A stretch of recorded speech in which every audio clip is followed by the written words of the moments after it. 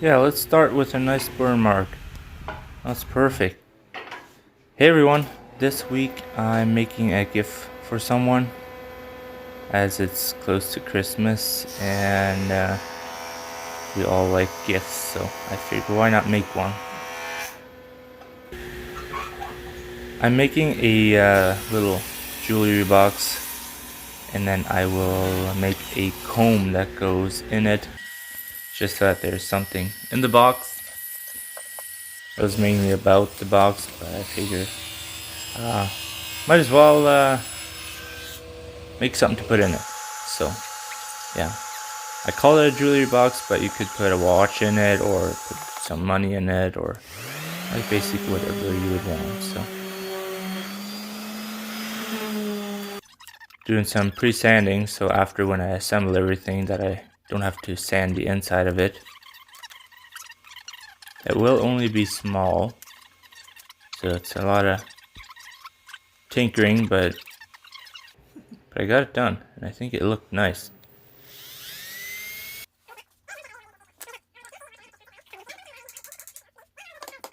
So I found these pins a while back in the trash, and it's like, well, I could use them for something.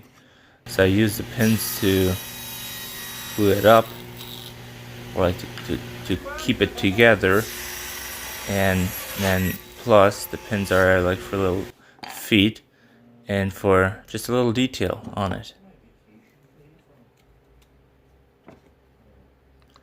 I figured I'd do the end with a different type of wood so you get some color to it. The white wood is zebra wood.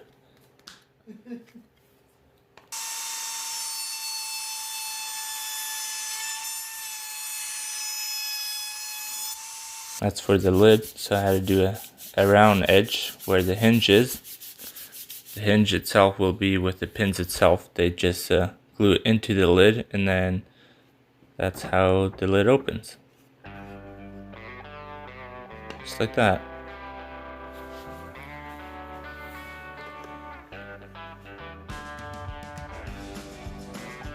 Well, I guess in the meantime, when I'm making that, we could talk about something different. As you all know, I make a lot of stuff with wood. At least I think most of you know. Unless there's new viewers, they probably don't know what I do. I make a lot of stuff with wood, but I'm also very good with the metal. I'm good at welding and making stuff from metal. I often make barbecues and all kind of like whatever. I just like making stuff. So I was just wondering, would you guys like to see me make a barbecue? I have a plan of making one here the end of the winter or somewhere there. Not exactly sure when. And I was just thinking, should I film that and show you the process of making a barbecue? If you would like to see that, maybe just write in the comments. Just if you just write in yes, then I would know. I'll know if there's a yes in there, that means yes, and if no, well then I guess no. So, and if you guys would like to see more of what I do, you could go to my Instagram. It's has the same name as this YouTube channel. It's Kron's Carpenter Shop on Instagram, and I do a daily reel. Every evening I try to upload a reel or post a reel from just a little thing that I've done in that day, and then I do more behind the scenes stuff there. I post pictures and stuff from what I make, so if you guys would be interested, you could go check that out.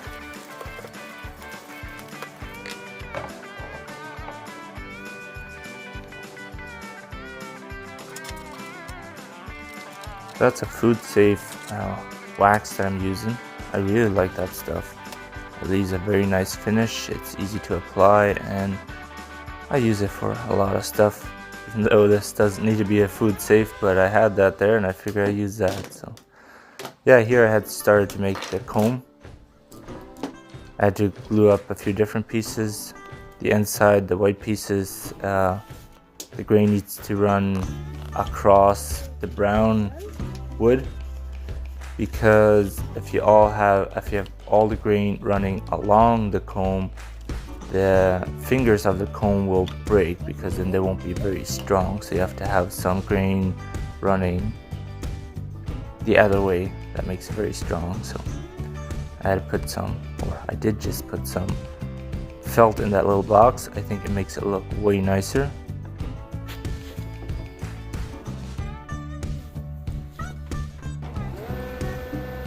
I'm thinking of doing a giveaway probably after Christmas sometime.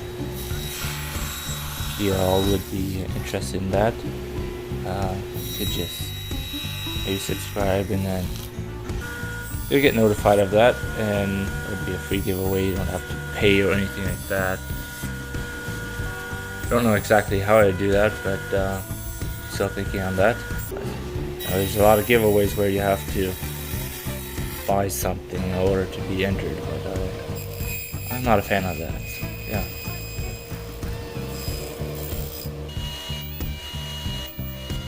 I made one of these combs for myself, and ever since I've had that, I'm not using anything different for my hair because it just does a great job. The fingers are a little bigger than most combs that you buy in the store, and it just leaves a very nice texture to your hair. You could also make this with like any different kinds of wood and different patterns, and do some inlays and stuff like that.